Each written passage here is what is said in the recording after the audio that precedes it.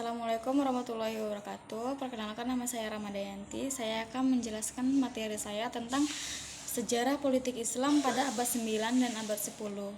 Yang pertama yaitu sejarah perkembangan tatanan politik.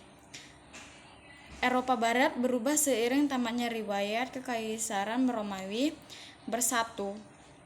Pergerakan-pergerakan semacam ini dilewasakan oleh penolakan para petinggi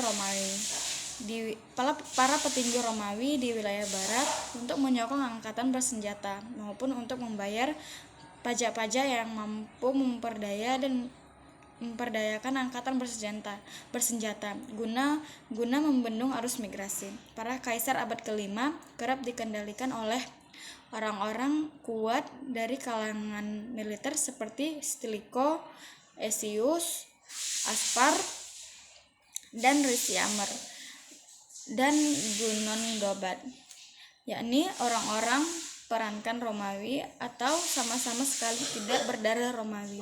Akibatnya, budaya asli Romawi pun mulai bercampur dengan adat istiadat suku-suku yang menduduki wilayah barat, termasuk penyelenggaraan sidang-sidang rakyat yang semakin memberi ruang bagi warga suku laki-laki yang merdeka untuk urun rembuk dalam perkara politik, berbagai dari kebiasaan yang dulu berlaku di negeri Romawi. Invasi membawa masuk suku-suku berbangsa baru ke Eropa. Meskipun beberapa kawasan dibanjiri lebih banyak suku bangsa baru dibandingkan dengan kawasan-kawasan lain. Sebagai contoh, suku-suku bangsa yang menginvasi Galia lebih banyak menetap di daerah timur laut daripada di daerah barat daya. Orang Slav menetap di kawasan tengah dan di kawasan timur Eropa, serta di daerah Balkan. Menetapnya suku-suku bangsa di suatu kawasan menyebabkan pula perubahan bahasa-bahasa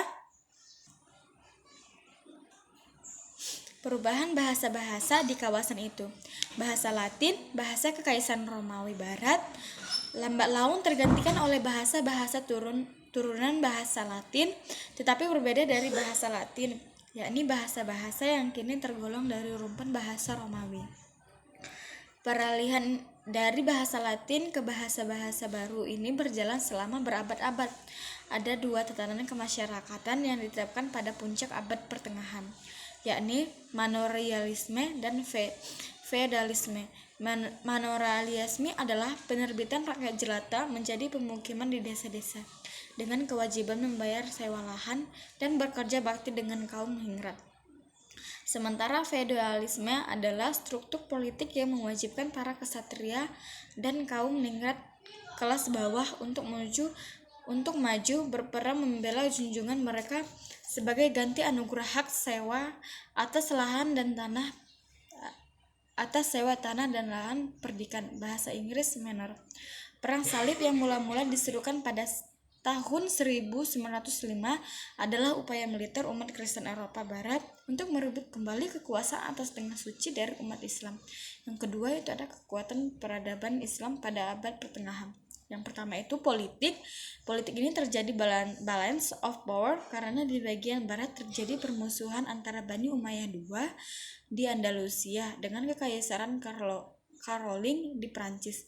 Sedangkan di bagian timur terjadi perseteruan antara Bani Abbasiyah dengan Kekaisaran Bizantium Timur di Semenanjung Balkan. Bani Abbasiyah juga bermusuhan dengan Bani Umayyah II dalam perebutan kekuasaan pada tahun 750 Masehi. Kekaisaran Caroling bermusuhan dengan Kekaisaran Bizantium Timur dalam memperebutkan Italia. Oleh karena itu, terjadilah persekutuan Bani antara Abbasiyah dengan Kekaisaran Caroling. Sedangkan Bani Umayyah II bersekutu dengan Bizantium Timur. Persekutuan baru berakhir setelah terjadi perang salib pada tahun 1946 sampai dengan 1290. Yang kedua itu bidang sosial. Ekonomi Islam telah menguasai Andalusia pada tahun 711 Masehi dan Konstantinopel pada tahun 1450.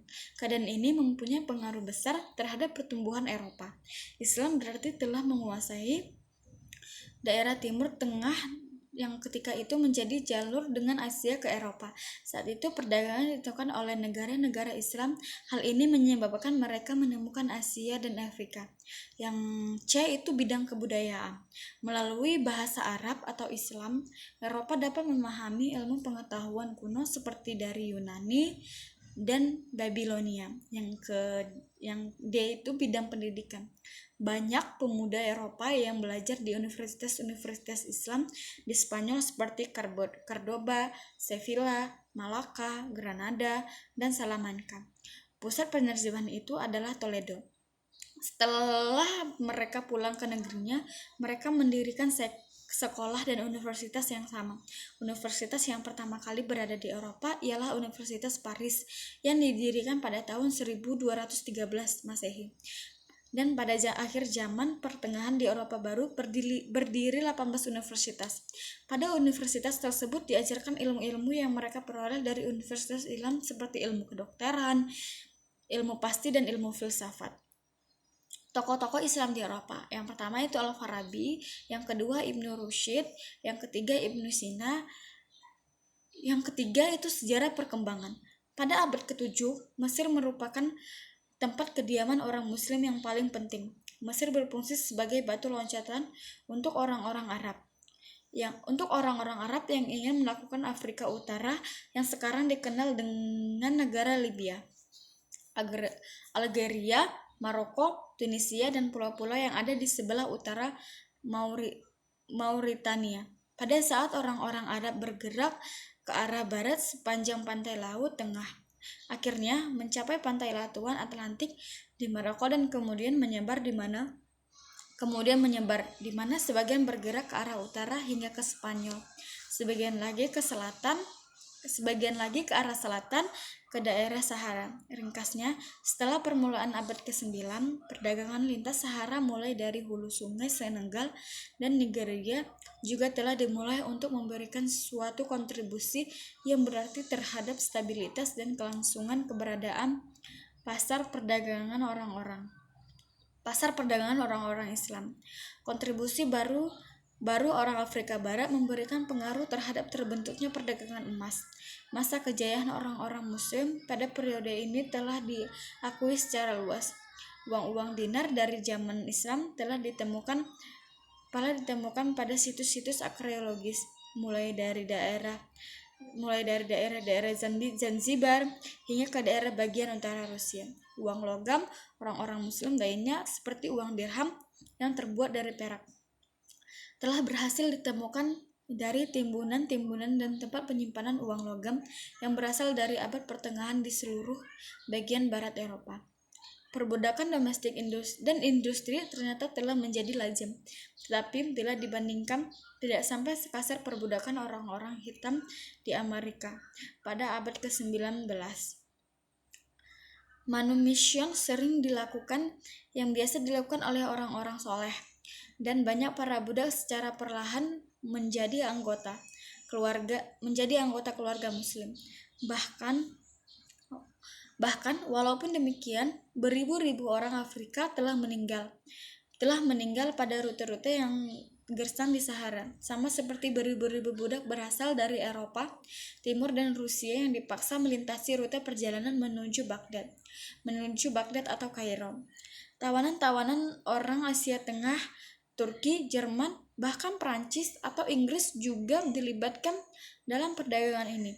Sering budak-budak ini dijual kepada rahib-rahib orang Kristen atau Nigeria atau Mesir, atau perdagangan orang Yahudi di daerah bagian selatan Prancis dan di tempat lain, yang mengakibatkan bertambahnya korban di antara orang-orang yang malang ini dengan jalan menukarkan banyak budak laki-laki dengan sida-sida atau suatu praktek yang dilarang menurut hukum Islam yang dijunjung tinggi di pengadilan dan di rumah tangga orang Timur. Walaupun hal itu sedikit demi sedikit telah diabaikan, tetapi perdagangan budak dari Afrika ke negara-negara Islam masih terus berlangsung hingga menjelang abad ke-20. Dengan demikian, sebagai tambahan terhadap perdagangan dan pertanian setempat, maka perdagangan jarak jauh yang berasal dari daerah bagian barat sudah menjadi tumpuan utama perekonomian dari banyak negara-negara Afrika Utara yang berkaitan pada masa abad pertengahan dan perdagangan daerah ini biasanya jauh lebih berarti daripada perdagangan Afrika Utara ke Iberian Peninsula atau daerah-daerah lain di Eropa. Yang keempat itu faktor-faktor perkembangan politik. Umumnya Islam telah diterima melalui penerimaan secara pribadi tanpa adanya unsur paksaan. Hal ini merupakan suatu kesadaran setiap individu mengenai peradaban, di mana orang-orang Afrika mulai ingin mempelajari tentang cara untuk menjadi bagian dari dikenal dengan, bahkan bila memungkinkan, bergerak dan dianggap. Jika mereka telah memiliki kemajuan di bidang teknologi, gaya pemerintahan, kemakmuran, berbagai jenis pendidikan, atau pengajaran yang disertai metode penulisan dan perhitungan, belum dikenal dalam masyarakat mereka sendiri, di mana hal-hal tersebut dapat memberikan kekuatan yang besar kepada mereka. Penerimaan yang mudah, kesederhanaan, dan doktrin-doktrin yang tata ibadah yang lebih penting, penekanan pada kesamaan dan penolakan terhadap sifat kesuksesan atau rasisme adalah merupakan hal-hal yang sangat menarik. Orang-orang Muslim yang memiliki keahlian khusus seperti keahlian tulis-menulis ternyata memberikan manfaat yang besar dan mungkin telah menyebabkan sebagian masyarakat non-muslim menjadi berbalik agama. Banyak guru-guru Islam yang bekerja sebagai sekretaris, negosiator, atau sebagai pemberi advice part-time dalam suatu situasi di mana para pemimpin Afrika berhadapan dengan para orang asing, atau mereka memiliki posisi yang berpengaruh dalam jajaran para pemimpin Afrika. Islam dan masyarakat Afrika dapat juga berinteraksi dalam masalah-masalah dan prosedur hukum. Dalam hal ini, kebiasaan tradisional mungkin bisa saja sejalan atau bertentangan dengan hukum Islam. Akhirnya, agama, doktrin, kepercayaan, dan pemikiran penduduk asli pribumi Afrika dapat sama-sama melakukan interaksi dengan ajaran Islam. Khususnya di Afrika Barat terdapat banyak interaksi dalam hal keyakinan, kepercayaan, ide-ide, dan ritual-ritual.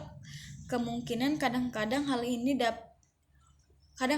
tidak dapat diterima dalam pandangan para pemuka Muslim, yang dapat memandang hal tersebut sebagai sinkretisme atau percampuran. Tetapi penolakan seperti itu memiliki arti kecil dalam eksistensi keseluruhan segi penyesuaian diri dan interpretasi.